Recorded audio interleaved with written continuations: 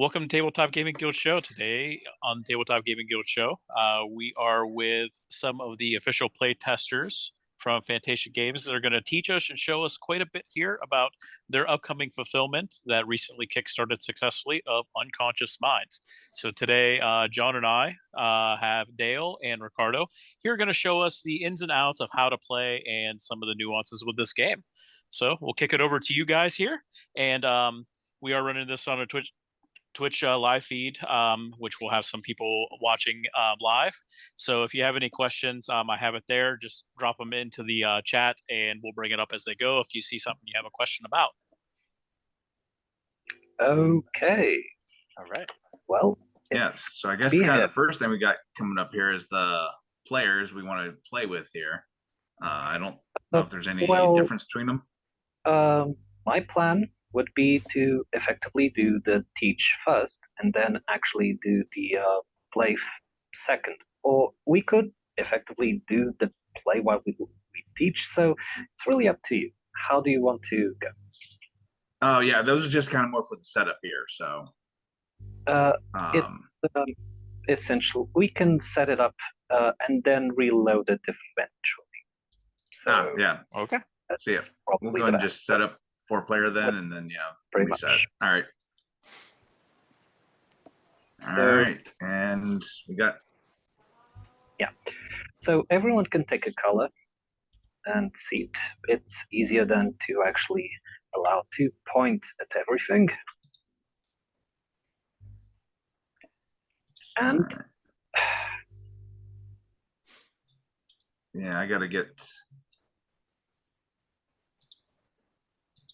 my color changed here. Why? Oh, no, I don't want to be gray spectator. Well, if you're a gray spectator, won't be a problem because we'll reload it for actual there play. we go. I couldn't see the brown player color for some reason. There we go. Yeah, it's a bit off the way. There we go. So let's start the teach. Okay, first a bit of the theme.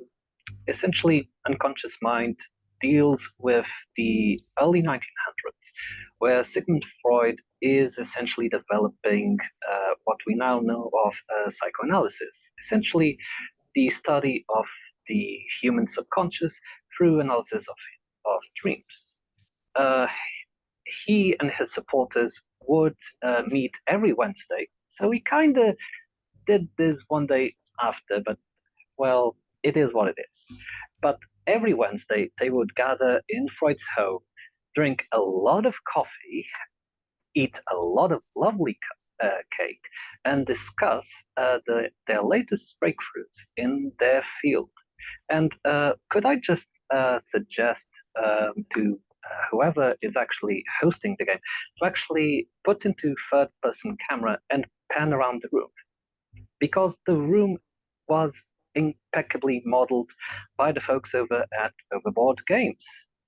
I mean, it's a really great rendition of what I would assume is Freud's home. We actually have a bust of Freud there. So, good work. Oh, that is beautiful. Yeah, usually you don't get quite that much detail. But it is a lovely amount of detail, isn't it?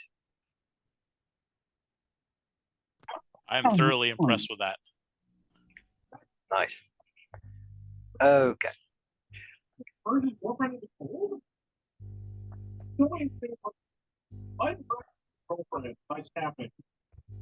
So we can restore the third-person camera. So, and just press space. It would reset the camera. Yep. Hey, good. Okay. So in Unconscious Mind, we will be playing as one of 4 key contemporaries.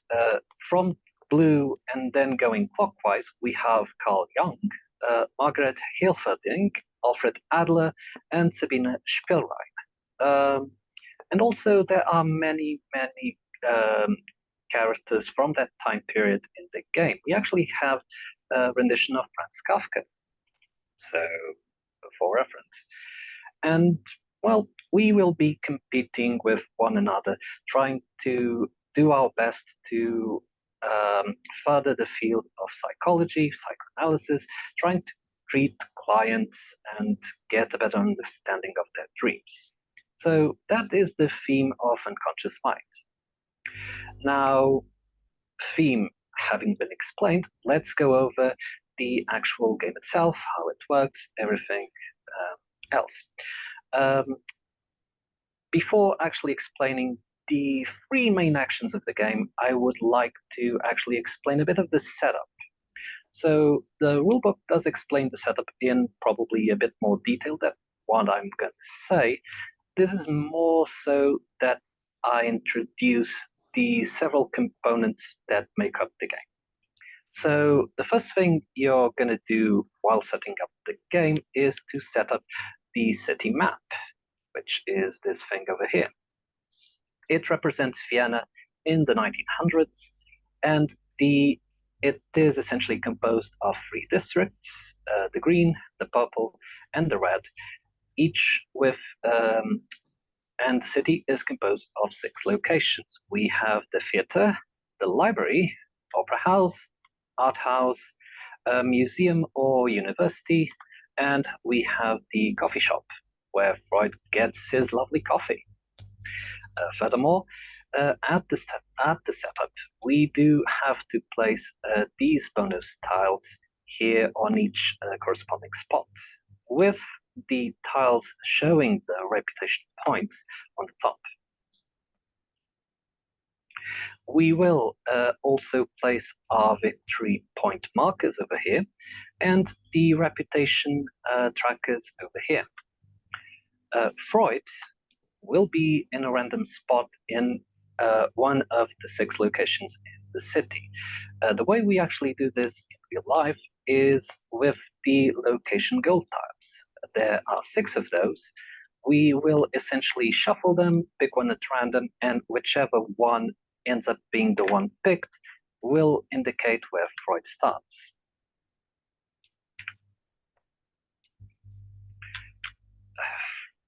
Moving on to the meeting table.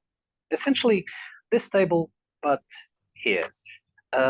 These are the notebook tile objects. Essentially, our main way of getting resources, one of our engines. And I will go into more detail later. The important thing to understand is that we essentially start with a certain number of tiles, and when we actually do the setup, essentially we place the tiles, we flip them over and shift them to the right.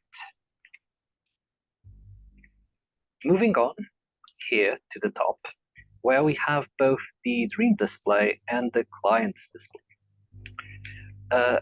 These are latent dreams, essentially the deepest and most hard-to-reach parts of a client's subconscious.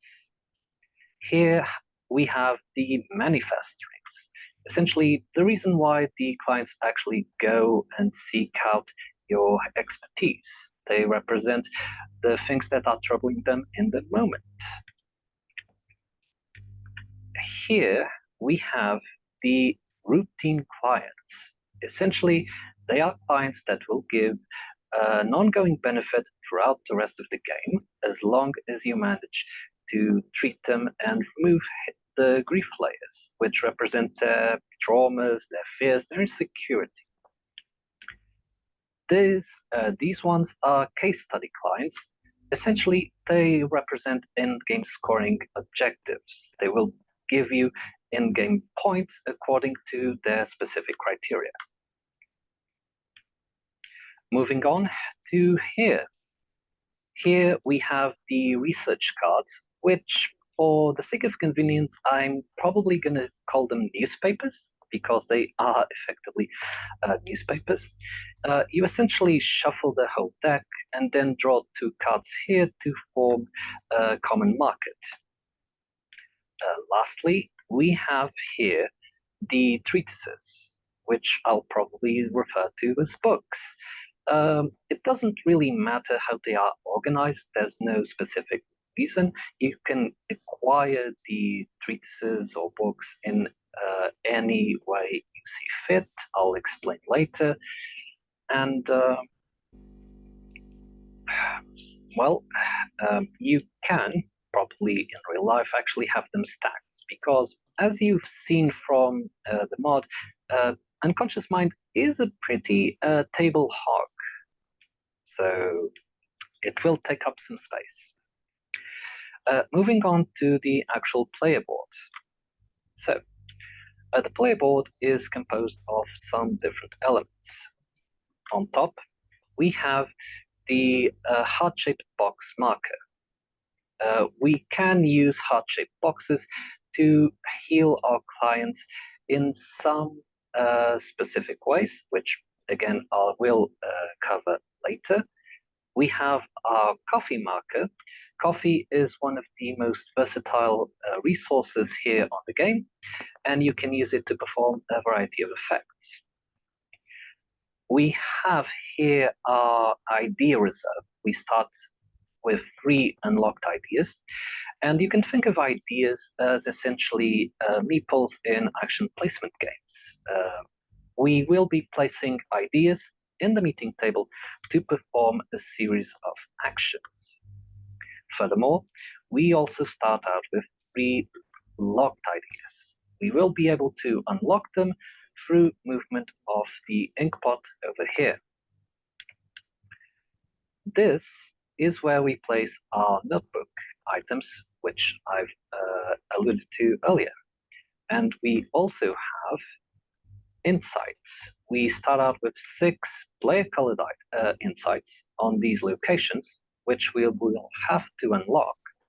And we also have 7 neutral insights over here. These are essentially our main resources, what we will use to treat our clients. And speaking of clients, let me just get a client and matching dreams. So as part of the initial setup, you will get a set of starting notebook tiles according to this card that you draw at the start. In this case, I will draw the alpha set of tiles, which are located here on the mod.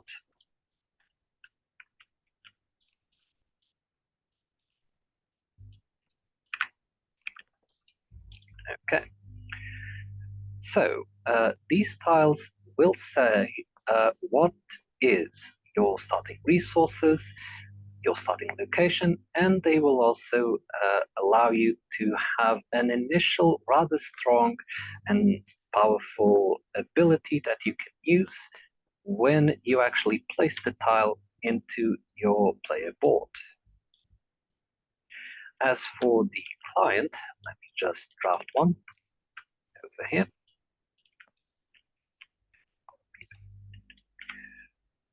Yeah, sure. Let me just draw a specific card. Okay.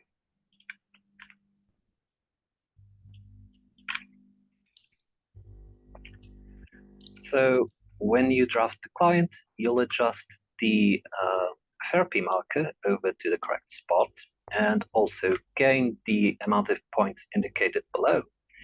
You will you'll draw first the latent dream, and then you will draw from the available manifest dreams, or one from the top of the deck, and you will place the manifest dream on top of the latent dream. So, essentially, insights come in 3 different types. We have purple insights, which represent freedom, red ones, which represent passion, and green ones, which represent growth. For each of the 3 types of insights, you'll also have a different level to them. We have minor insights, median insights, and major insights, according to if they are on the 1st, 2nd, or 3rd rank. In order to actually heal the dreams, you will have to acquire or promote or do something with the insights such that you will have them. So if I were to heal this dream, I would have to have major growth, a medium passion, and a minor passion. Healing the dream would lower the therapy marker and get me one step closer to finishing healing my client. And quick question on that. So paying to do the healing, it has to be exactly. You can't use a higher level one to pay for a. You can overpay.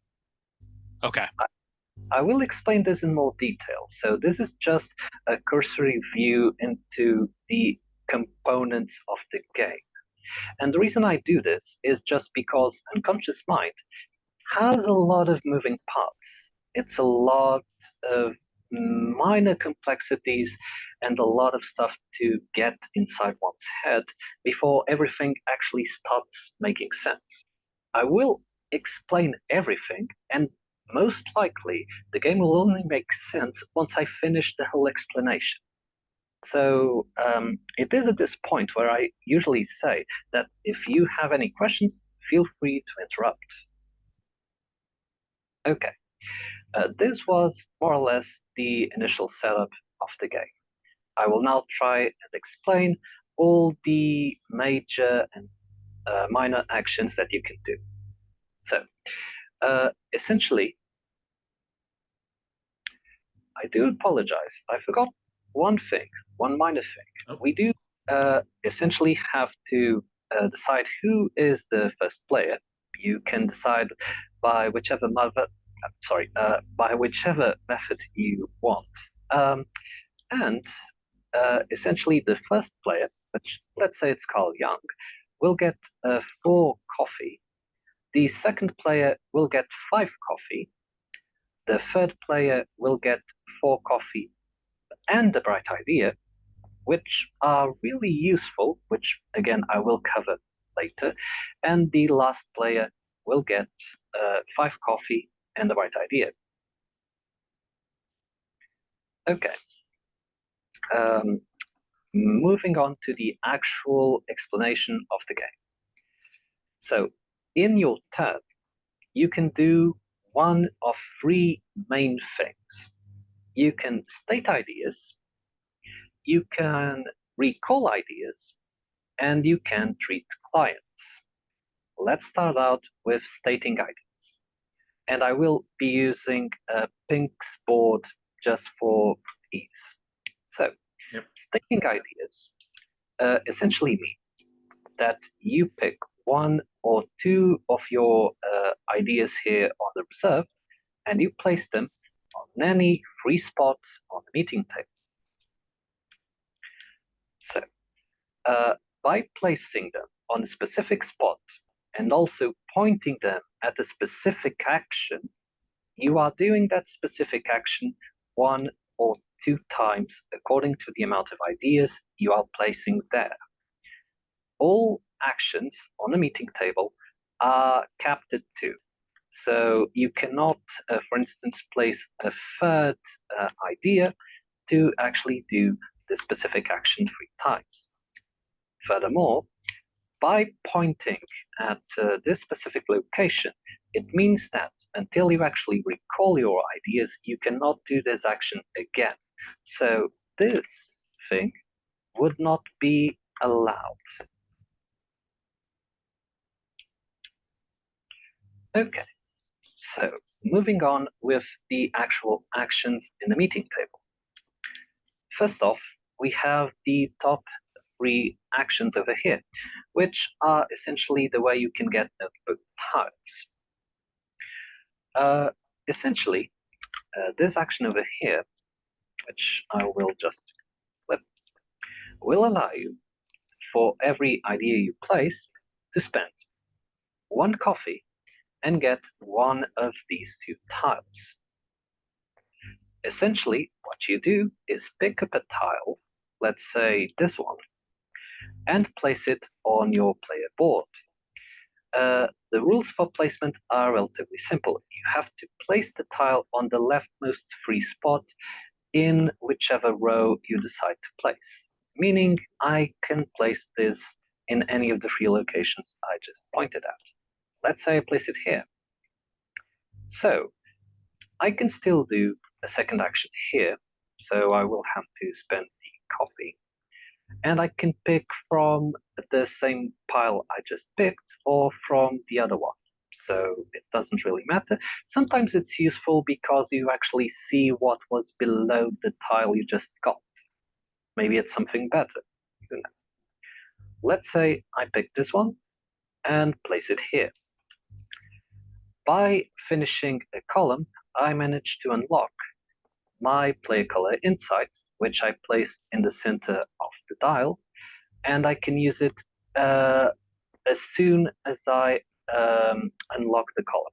Meaning, if this specific tile had need for or use for a specific insight, I could use the insight I just locked. All right. Okay. So one question I do have here. Good. Between the two different stacks here, is there any, does like one stack lean towards, certain kind of actions and the other one different ones, or? Okay. So in general, the tiles do similar things. They don't differ that much. They sometimes focus more towards a specific set of actions than the other one does, but they are generally equivalent. There's no better stack, so to speak. Okay. The top stack tends to be more. Tends to be more like generation of insights, whereas the bottom one tends to be more conversion, like pay this to get this, just a little bit more complexity. Okay. And when you took them, you could have taken them from, either of the two instead of the top of the stack, I assume? Thanks for pointing that out. So if you do this specific action, you can only take those from this specific column. Same goes for this and for this. If you do this, you can only do from here, and if you do this, you can only take from here. Now, there are subtle differences between this action and this one, which I will get to now.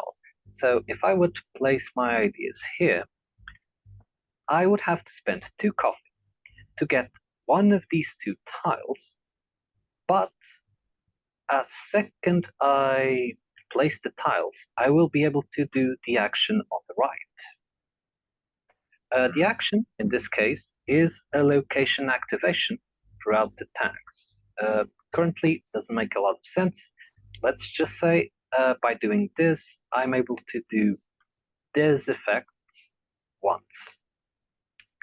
Let's say I'm going to buy this tile and place it again on a valid location.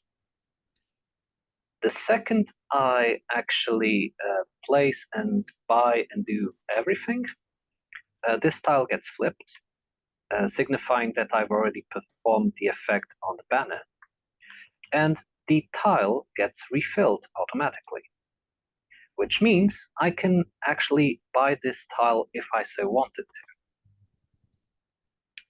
which I will do just for the sake of it.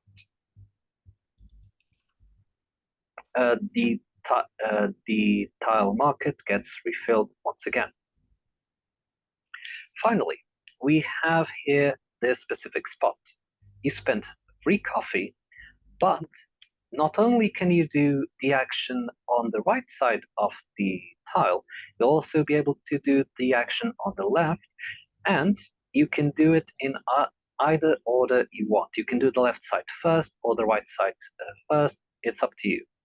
I will say, usually the tiles are balanced in a way such that the right side pays for the left. Giving an example, if I am going to pay 3 coffee to get this tile and place it, let's not place it here, let's place it here instead.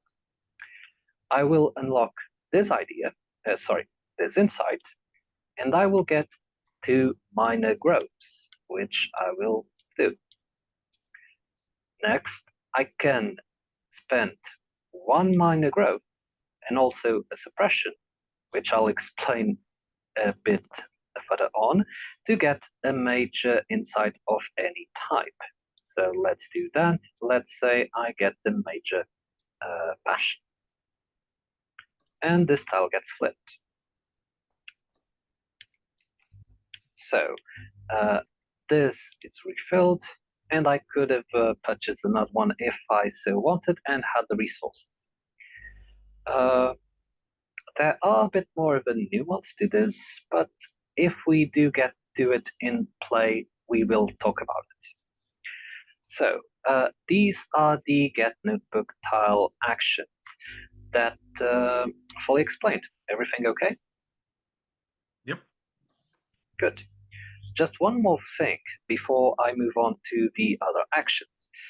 Notice how I actually placed this in a specific location, both to access the action that I wanted, but both because it allows me to move my inkpot exactly 2 spaces, which happens after doing the action on the meeting table. So I would move my inkpot 2 spaces and 2 spaces exactly because I placed my ideas here.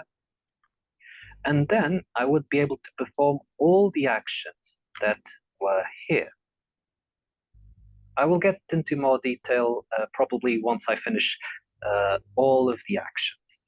But do bear in mind that the player boards and the notebook tiles are possibly the main way, or one of the main ways, you can actually generate resources that you can then use to heal your clients.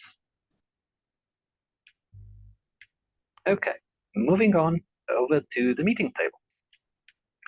So we have here these 2 actions. The one on the bottom is rather straightforward.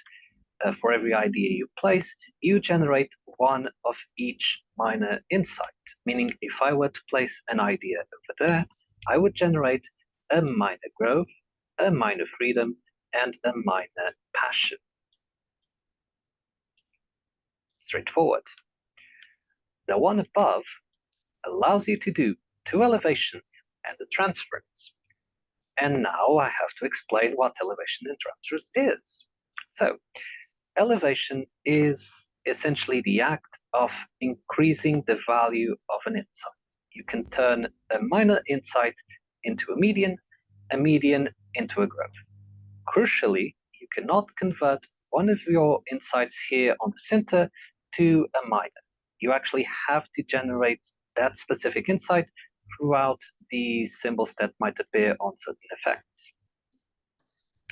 Transference simply means that you move the insight from one side to another without actually changing the level, meaning I could transfer this major growth into a major freedom or a major passion. Finally, we have suppression, indicated by here, this red arrow pointing down. Suppression is the opposite of an elevation. It's usually a cost for some things, and like I said, opposite of elevation. You can turn a major into a median into a minor, and crucially, you can turn a minor into nothing. So it can go back into the center. And now I will point towards this corner right here on the player board. So at any point in your turn, you can use 2 coffee to do an elevation or a transference. You can also pay 3 coffee to get a bright idea. And you can also pay 1 coffee to avoid having to suppress an insight. These are 3 actions that you can take at any point in your turn. You can also, it's quite useful to actually do them when you expect to get coffee from a certain action and you would overflow, for instance. Okay, so these are these 2 actions explained. And also the insights and how transference, suppression, elevation works. Now, moving on to the city map, which are these 2 actions right here. So, the top action essentially allows you to move your meeple 1 or 2 spaces clockwise or move to Freud. And at this point, I'm just going to populate the actual city board with our meeples, just because it will be easier to explain everything. Now, let's see.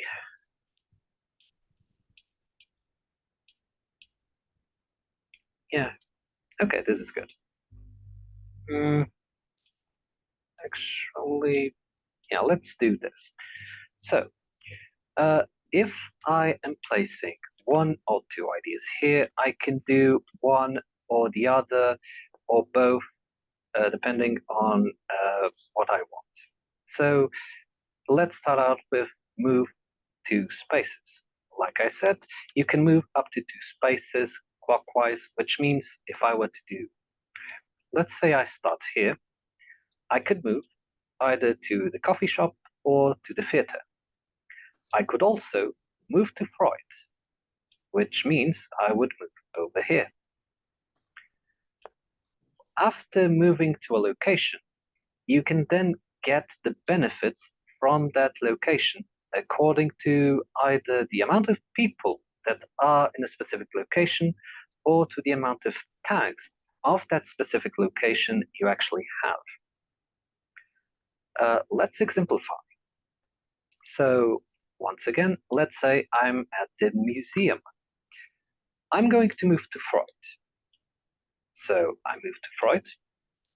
And also, now that I am actually moving to Freud, just a quick aside, if I am already at Freud's location, I'm not able to move back into Freud a second time. I actually have to move at least one space, effectively. Okay, so there are 4 people here on my location. So I can do any combination of 4 of these actions. I can get a minor insight, get coffee, or convert a median growth into a heart-shaped box. The maximum amount of activations you can do at any city location is 5, meaning that if for some reason we had 6 people there, which is kind of possible with a module, if we get time, we can cover it. But in effect, I can take, as this is, any combination of the 4. I can take 4 coffee, I could take 4 minor growths, I could take 2 minor growths to coffee, 1 minor growth, 1 coffee, and I could convert 2 median growths into hot boxes, whatever. Okay. Let's say I want to go here. So I would only get 1 single activation because I'm just there. Let's say that I had already played a couple of newspaper cards that had that specific tag. And I'm just taking these straight from the deck to exemplify. Let's say Pink had already played these 3 cards. So, although Pink is alone on the city map, she has 1, 2, 3, 4 opera tags, which means she could activate the opera house 4 times. Finally, if you are doing a city activation, anything in the city, you can spend a bright idea to get 2 activations. Let's say Pink only had 3 opera tags.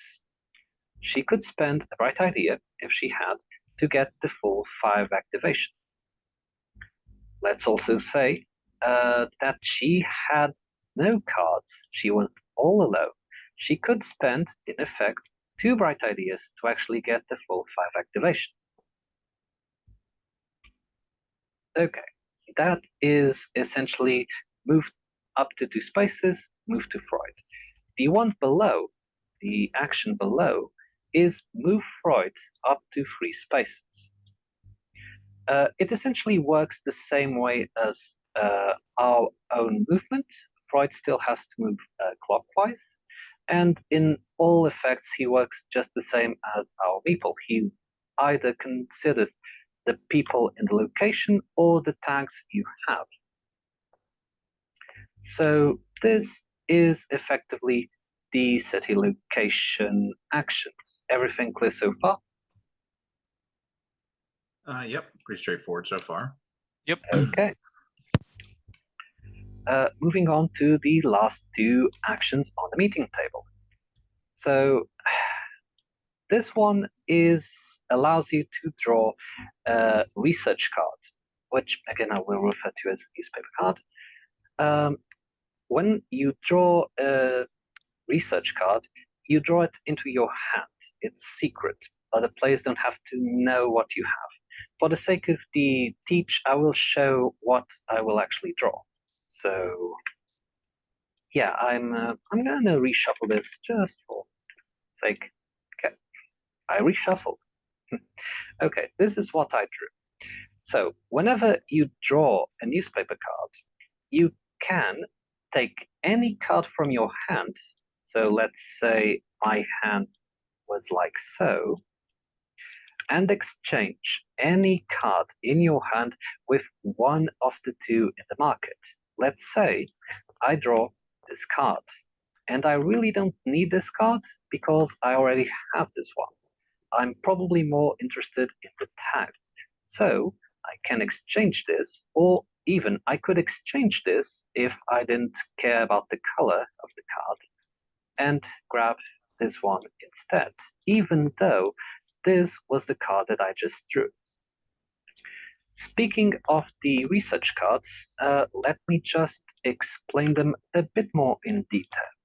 So research cards essentially have three different things in them. They have a volume color. So we have red, we have purple, we have green. This is relevant for when we actually publish the actual books, the treatises. They also can have tags, which, as we've seen, are really important for the city location actions. And they might also have an instant benefit that you get when you actually play the cards in the table, which is the next action I'm going to explain. So the one on the center allows you to do one of two different things. You can either play two cards from your hand. So let's say I play these two cards. I would get a Major Passion and 3 elevations. And I could essentially take advantage of that the second I play the cards. The second action is publishing a treatise. And there are two ways in which you can publish a treatise. Let's go over them. To start with, you have to have an unlocked player colored insight in your reserve or anywhere here, so it cannot be one of those that are locked. Secondly, you have to have the cards that you want to use for the specific treatise you're trying to publish. Let's say I want to try and publish this one. So, first things first, I need the first card, which is a red volume, in a plate. Then I have to have all of these cards and arrange them by the order in which they are shown. So in this case, starting from right to left, we have this one, this one, this one, and this. Do note that I'm actually hiding the tags that some of the cards are actually showing. So I will be losing these tags if I actually place and do the treatise as is. So you kind of want to use cards that don't have any tags to publish a book. However, sometimes using the cards you have, even if they have tags, can be the better choice. So you arrange the research cards like so. You place the book on top. you place your player-colored insight on this space over here, and you will score 12 points and have access to the 2 tags that the book provides. This is one of the 2 ways you can publish a book. Let's say that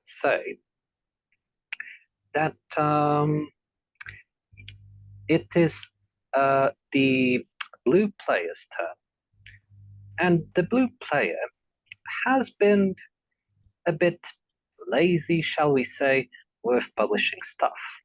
He does have a player-colored insight, and crucially, he does have 1 card already played.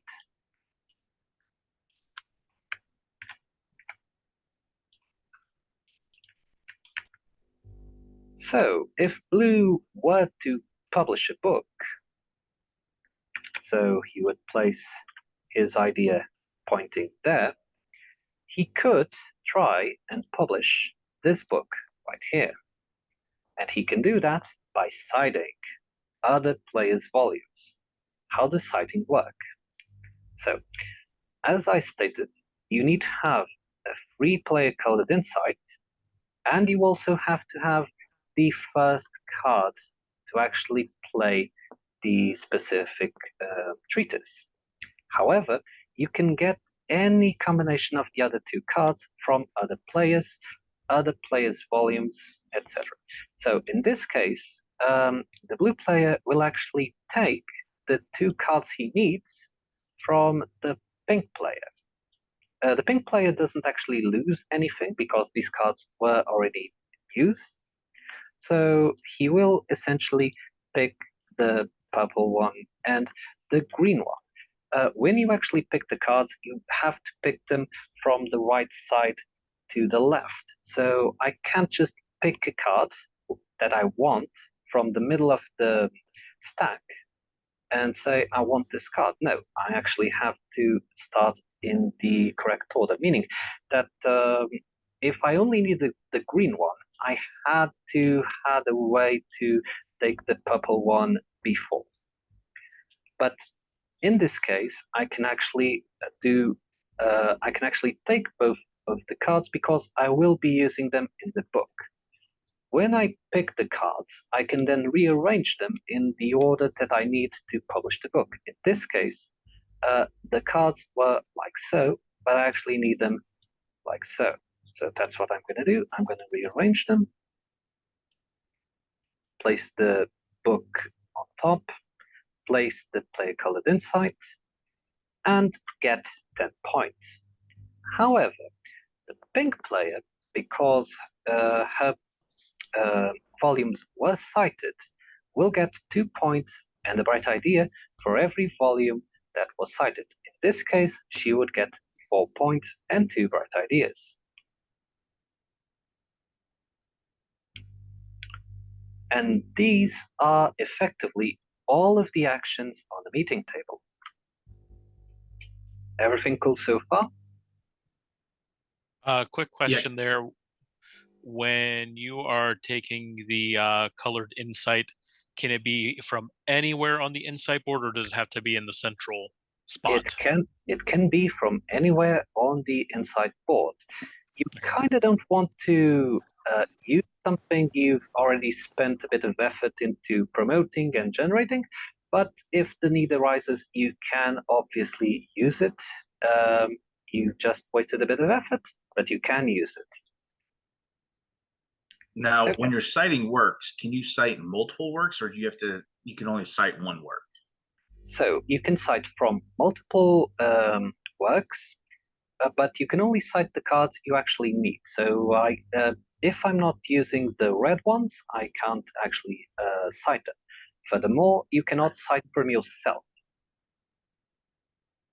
You can only cite from other players, but you can cite from multiple books. They can come from various players or just from one. Before moving on to the next major action, I will just want to further explain the inkpot mechanic that I sort of covered in brief detail earlier. So, the inkpot will start in the beginning of the game on this specific spot. When you place your ideas and perform the action, you will then have to move the inkpot the exact number of spaces that are shown on the right of the meeting table. If I were to do this action, I would move my inkpot 3 spaces. 1, 2, 3. These 3 spots essentially allow you to trigger all of the effects on the corresponding row at any order you want. So if I was to move here, shall we say, I would get a minor growth. I could convert a median of any type into a heart-shaped box, convert a coffee into a major freedom, and convert a minor growth and suppress an insight to get a major insight of any type, and I would also get an elevation. And I could do this in any order I wanted, which sometimes can be crucial to getting the stuff you need. If I were to move the inkpot to here, I would trigger the reputation track, which leads us to the city map over here. So this is the reputation track.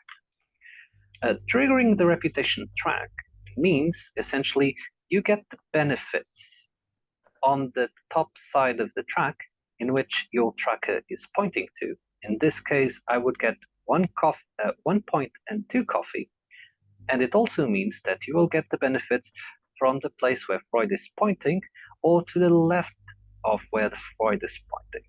As it stands, you would either get a bright idea or play a newspaper card from your hand. If Freud was, for instance, here, you could choose from any of these 4 rewards.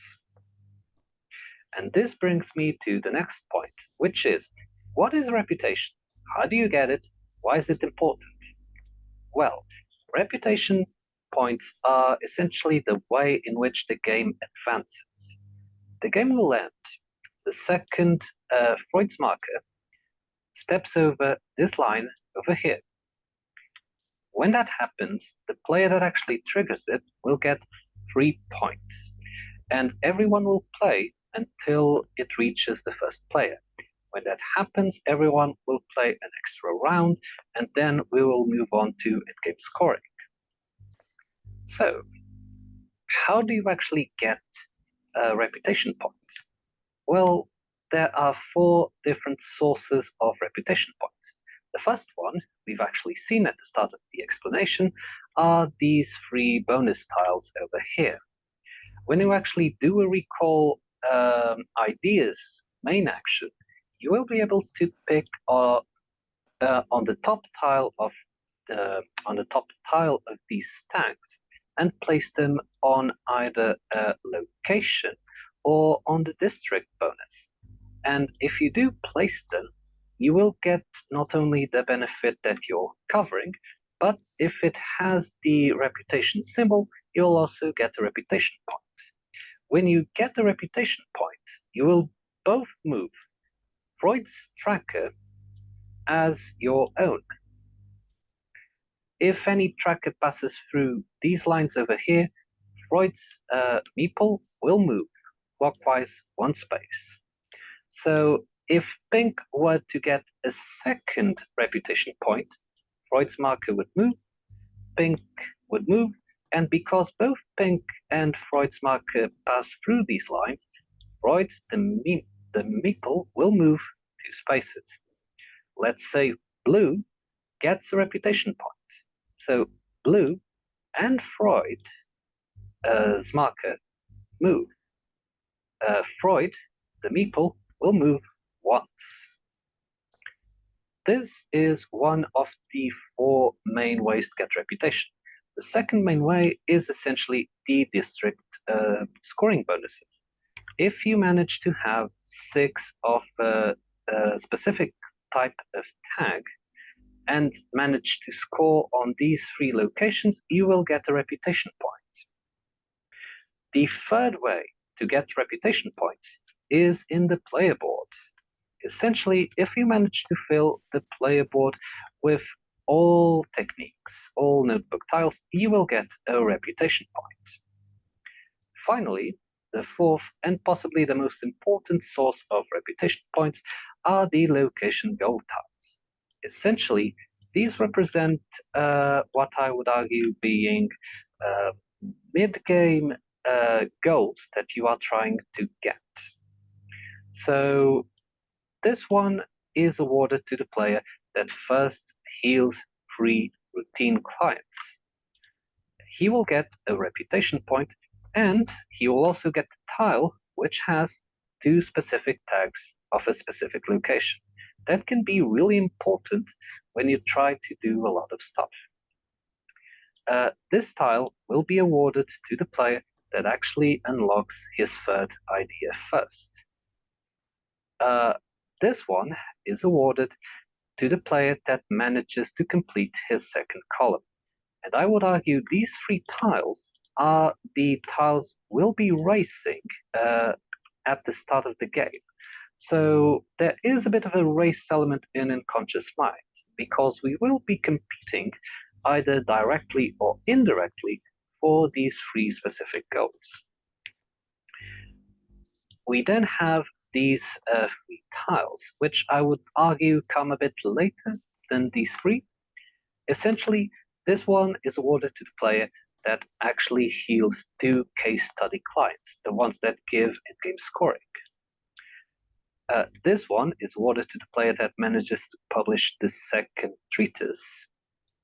And this one is awarded to the player that actually manages to claim 2 district bonuses.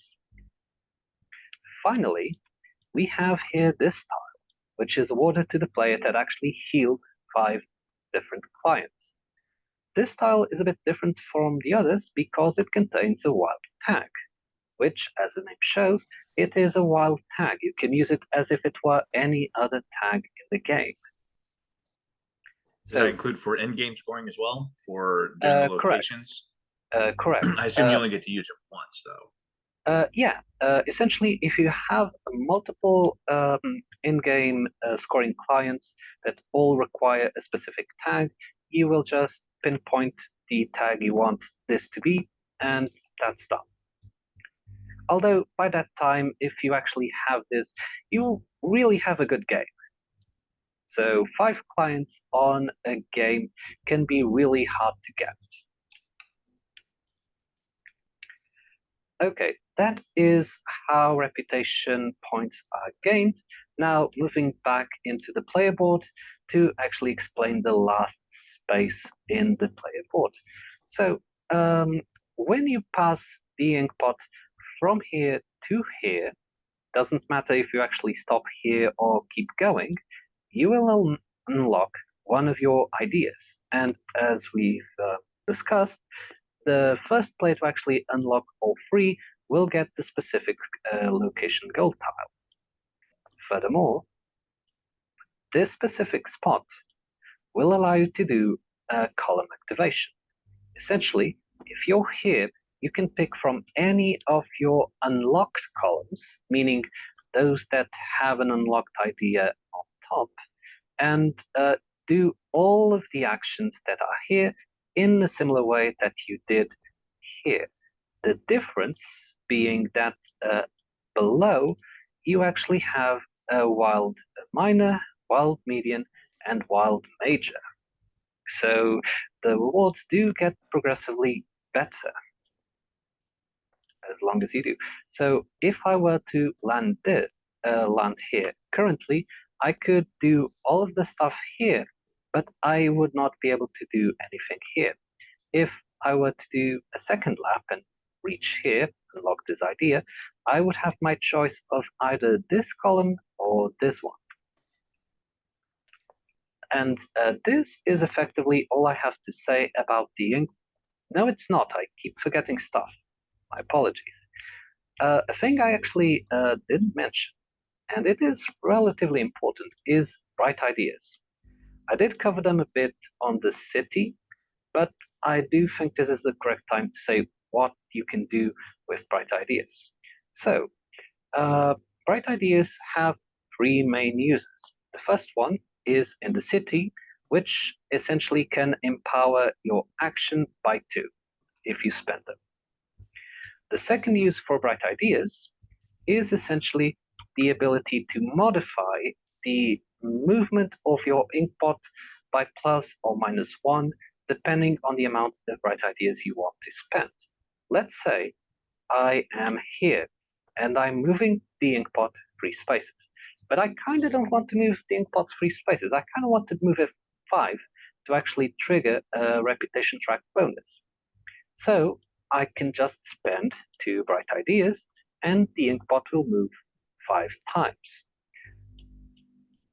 Opposite to that, I can use bright ideas to actually lower the amount of movement the inkpot will move.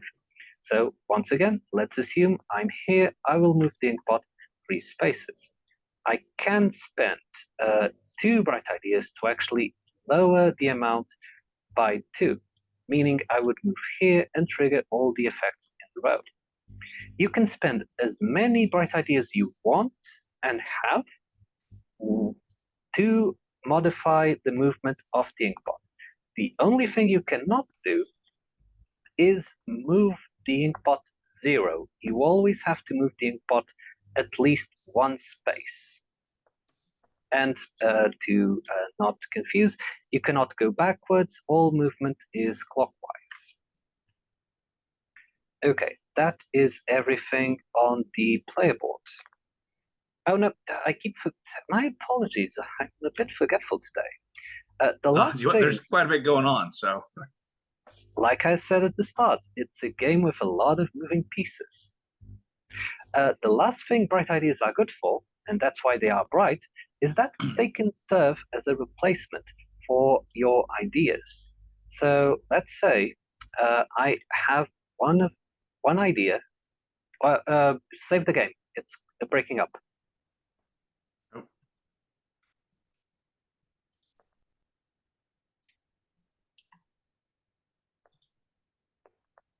Yep, we timed out. All right. Technical difficulties. Please hold.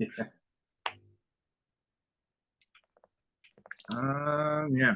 I still see 3 people in. They will disconnect shortly.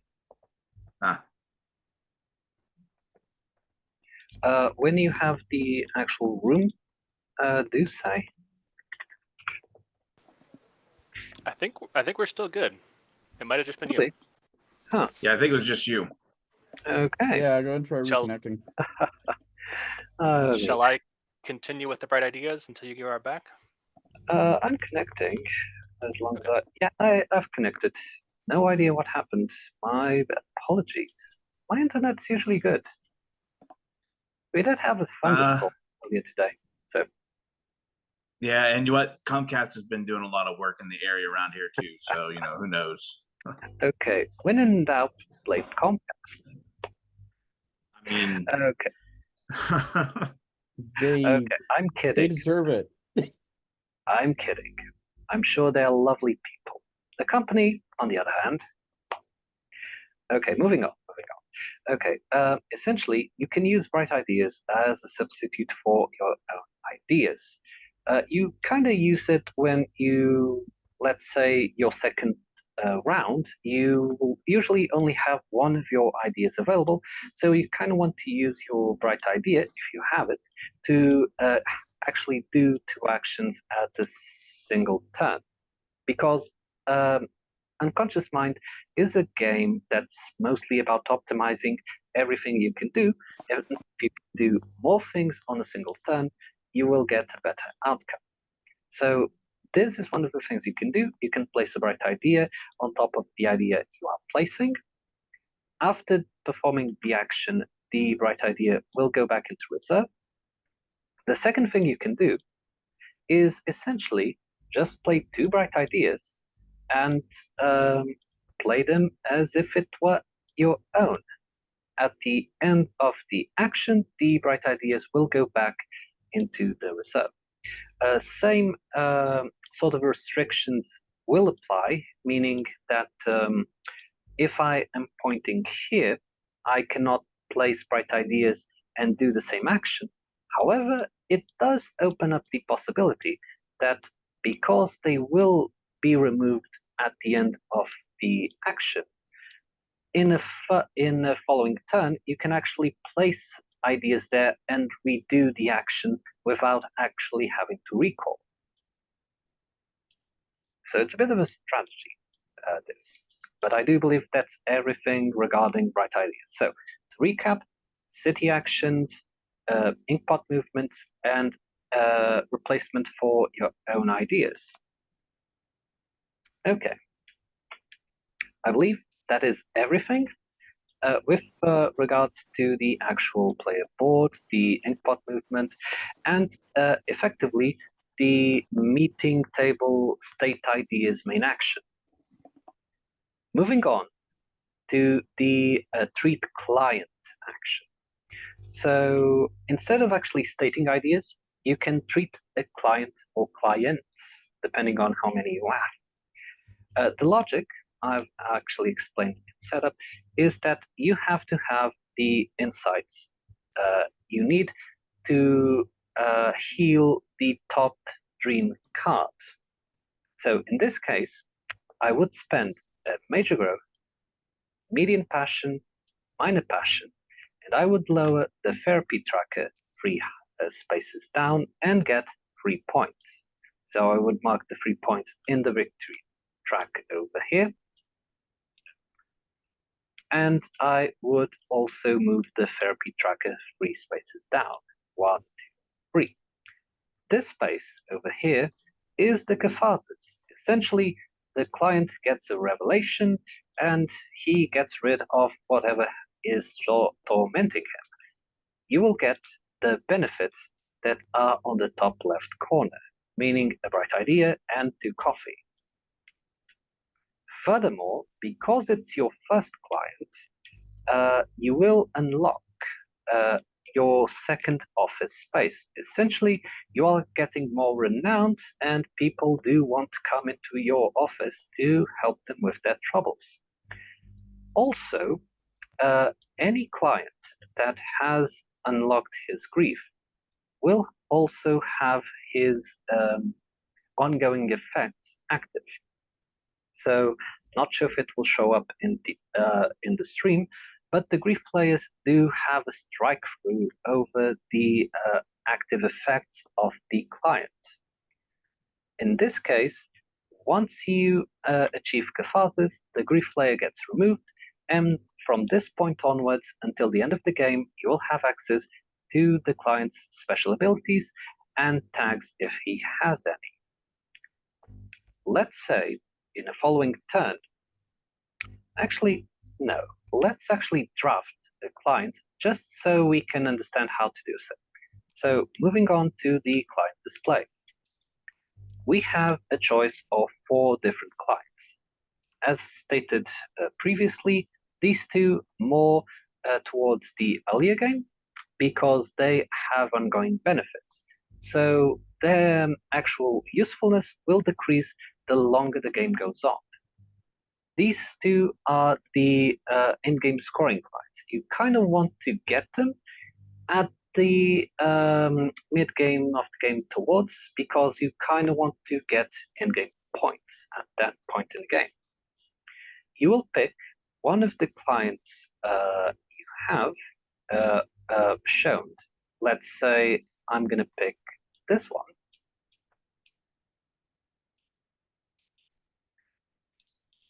I draw a latent card, a latent dream card from the deck, from the top of the deck, which can help me choose according to the dreams. I apologize. I'm getting a bit of a lag. It can help you choose the actual card you want to pick, depending on the elements of the card. I'm going to pick this one because of a thing I'm going to explain in a sec. I am getting a bit of a lag. Yeah, so your ping spike in there pretty good. It's kind of. let me just unload the Twitch stream I had in the background. Maybe that is the reason. Yeah. Maybe. At any rate, whenever you draft a client, a new one comes immediately to replace from the appropriate deck. You'll also place one of the grief layers contained here. Okay, you will place your client on the available spot on your office, along with the dreams you drew, and you'll adjust the therapy marker to the correct spot. So in this case, I would get 1 point because the client has 6 hearts. That's all these hearts are good for. From that point onward, it doesn't matter if the grief layer gets removed. The client will still have all the hearts he has here. So from that point onwards, this heart is everything that matters. Also, if I were to have, let's say, an 8-heart client, I would get 3 points. If I was then able to heal him, I would also get the 2 and the 1 if I passed or stopped in those specific locations. Okay, let's say we pass over a few turns. I get the necessary insights to actually heal both dreams of the clients. So let's just do that. Okay, so when you have 2 clients, you can decide whichever order you want to do them. You will always heal one dream per client, meaning I cannot heal both of this client's dreams at the same time. Let's start out with this client over here. So, in order to heal this dream, I have to have a median passion and 2 minor growths. However, I am kind of storing this one for this one right here, so I will overspend this major as a median and just use that instead. So minor, 2 hearts on the therapy tracker, and I can draw and play a newspaper card, which at this point, let's just say that. The dream gets removed, and you will note that this client is still not healed because the dreams the client had did not have enough hearts on its own to actually heal the client. So what to do? Let's heal the other client such that I can actually show something. So to heal this client, I need a major growth and a median passion. I will heal 2 hearts, get a bright idea, and just showing something here. So you'll note that some dream cards have a couple of symbols on the top right of the card. If those symbols match those on the grief layer, you will get a heart-shaped box, regardless of whether you actually manage to clear the grief. So in this case, I will get a heart-shaped box, which I will mark here on the player board. So heart-shaped boxes are essentially the way you can heal clients such as this that don't have the necessary hearts in the dream to actually able to heal them. You can only use heart-shaped boxes at the end of your turn, and crucially, you cannot use them in clients you have just drafted. So in this case, not a problem, but let's say I was to heal this guy, and a new one would show up. I could not use heart-shaped boxes on that specific client I just drafted. Afterwards, it's fine. And also, you can use heart-shaped boxes in any of your turns. It does not have to be a treat client's action. So you can actually get a lot of versatility with the heart-shaped boxes. So how do you actually get heart-shaped boxes? One of them is through symbol matching with the grief players, as I've explained. Another one, which I will just point out here on the office because it's there, although it's a really awful conversion, you can, at any point in your turn, convert a major, a median, and a minor into a heart box. Once again, I will remind, this is a really awful conversion, but sometimes you just have those available resources that you can't use anywhere else, and you really need a heart box. You can also get heart boxes from notebook tiles. You can get them from 3 specific locations in the city: the library, the coffee shop, and the art house, essentially by converting a median of that district's color into a heart box. And you'll also be able to get some heart boxes through claiming district location bonus. Also, let's say this was like so. If I were to heal this ring using the appropriate insights, I would get 1 heart. Also, the grief layer would be removed because effectively the client had the catharsis. And the other 2 hearts would overflow into the heart-shaped box tracker. If by any reason you are full on heart-shaped boxes and would get more, each one would win you 2 points instead. When you heal a client by any means, so let's say I managed to heal the stream, and at the end of my turn I would spend a heart box to heal the last point here in the therapy, the client will effectively go into the top of your player board and they will score you the points that they have. So 10 and 10. And you would draft new clients to keep your office filled. Any questions? Yeah, so was it specifically an action to acquire more patients? No. Or was that just a free thing when you have an opening in your office? Whenever you have an open space in your office, you have to draft new clients. You have to get new clients into your office every time your office has an empty opening. And when you do get the clients, you also have to get the accompanying dreams. First the latent one, and then the manifest one.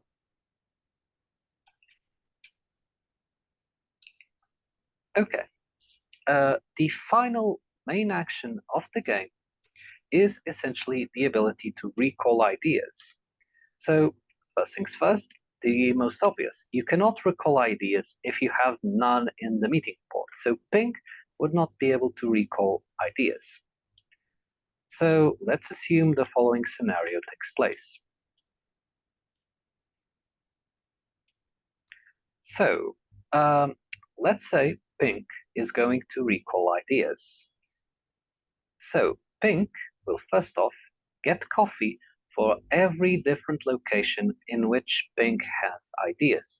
In this case, Pink would get free coffee, even though Pink has a total of 4 ideas in the meeting table. Because what matters here is the locations where the actual ideas are. So Pink would get free coffee. And actually, because Pink has 4 coffee, she could spend free coffee before to actually get the bright idea, which would then refill back to 4. Then we look at the actual city board. You can do one of 2 things while recalling. You can take a location bonus or a district bonus. Location bonus is relatively simple, and I'm just going to move Pink's meeple over here to exemplify. You pick one of the top tiles of the district in which you're in or where Freud is, and get one of the 3 bonus available in your location or Freud's location. So I could, as is, get this and place it on one of these three benefits, getting the benefit. Or I could instead go where Freud is and get the same thing.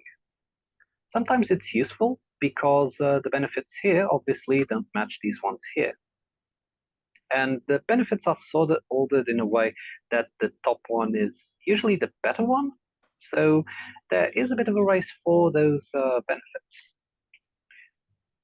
The second thing you can do is the district scoring, this track right here. So first of all, you do have to have a player color inside of the specific color.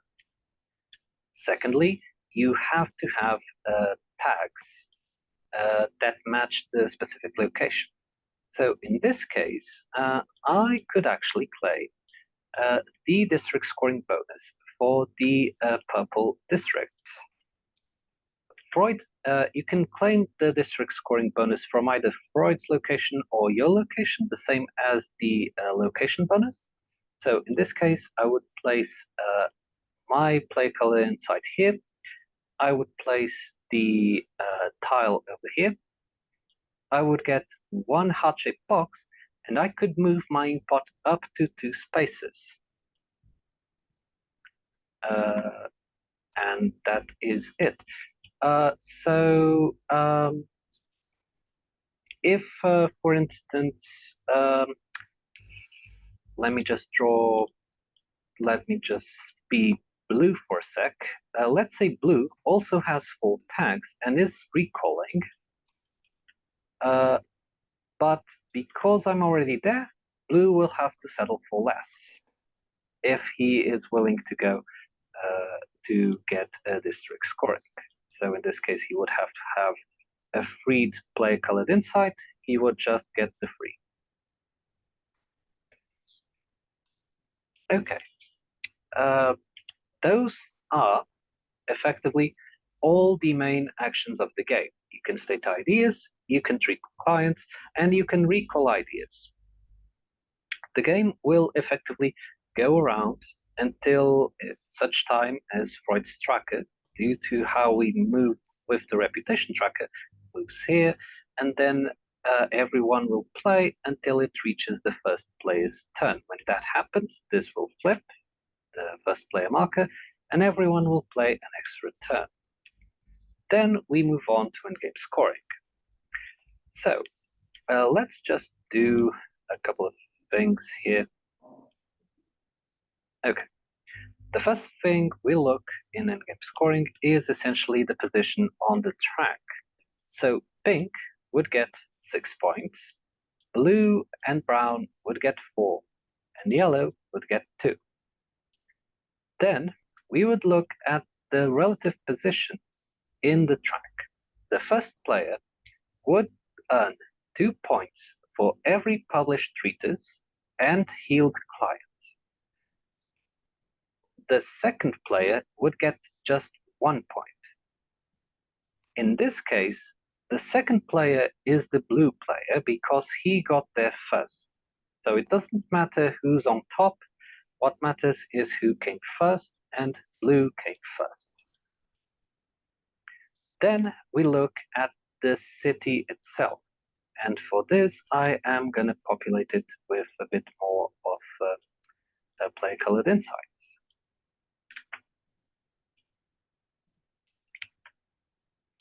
Yeah, I was actually going to the question I was going to ask is if you could claim multiple in one. You can. In one go? No, but no, not in one go, but in one game, you can.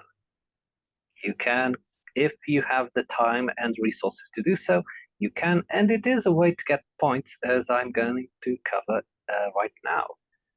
So, yeah, good question. Okay, let's assume we have the following scenario. Yellow does not get any points from the city because yellow does not have any player-colored insights in the city.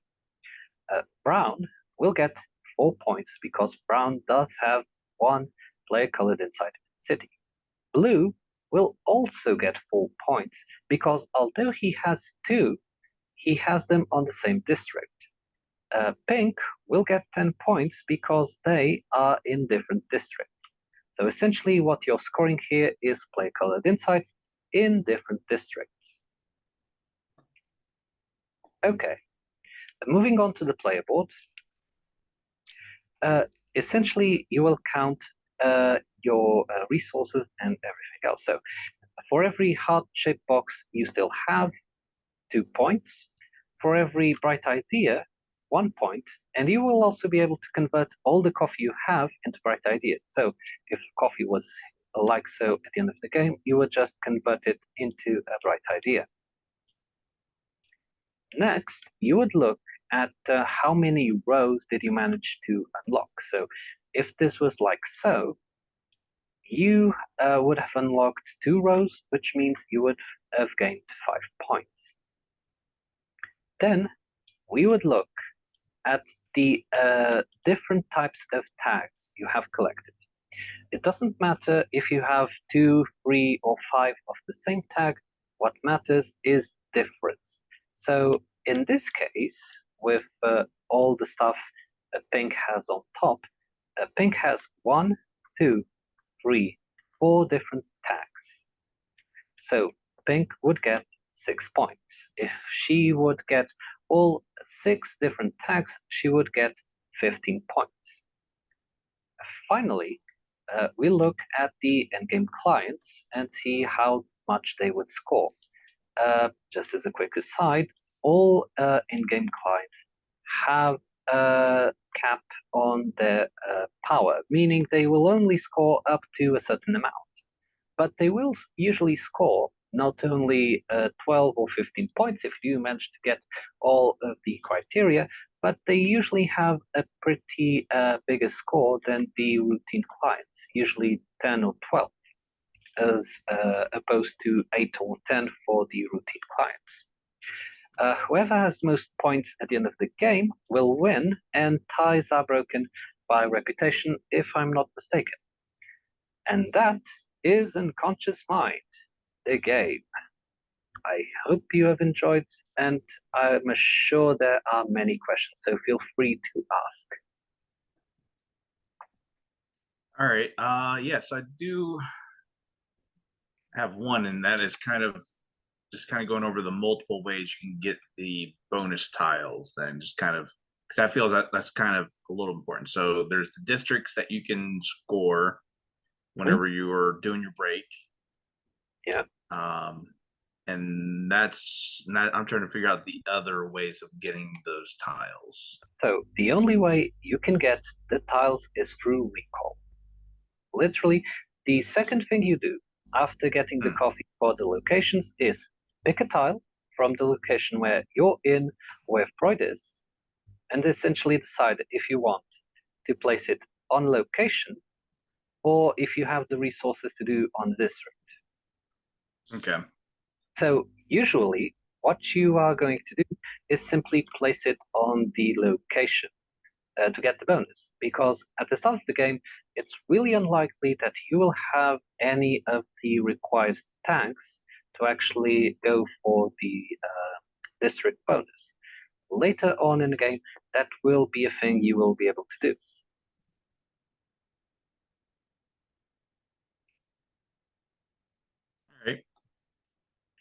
All right. I think I got most of the other questions that I had. We've kind of gone over as we went through it. One I have is, as you're filling your columns and your rows on your player board, once you fill that location, is that location forever that action, or is there anything that I didn't notice you mentioned, anything that could replace said tile? Good question. I didn't mention it because it's a bit of an edge case. So, like I said, not going to cover really everything, but since you brought it up, might as well explain it a bit further. So, nothing stops you from essentially placing a notebook tile on top of another one you've already placed. You can actually replace one of the starting notebook tiles, it's fine. So, and nothing stops you from replacing the same one again and again. It's not necessarily the best thing you could do, but it is a thing you can do. And since we're on subject, the final column does have a bit of a restriction with placement, which is you have to have healed a certain number of clients before actually being able to place one tile over there. So for the first tile you place on the last column, you don't actually have any restrictions. You can just place it. On the second one, you have to have placed one client. On the second one, on the last one, you actually have to have healed two clients. It's a way to prevent players from just getting techniques early without actually having done any work on clients. Yeah, that feels like that. Was that a relatively newer rule? It was. The way notebooks have evolved, they have evolved dramatically because the flow of the game from a year ago to today has changed substantially. Not only because of the time difference, because we have been refining the formula and finding out ways we can get a consistent game flow, an enjoyable game flow. And this was a result of some testing we actually did.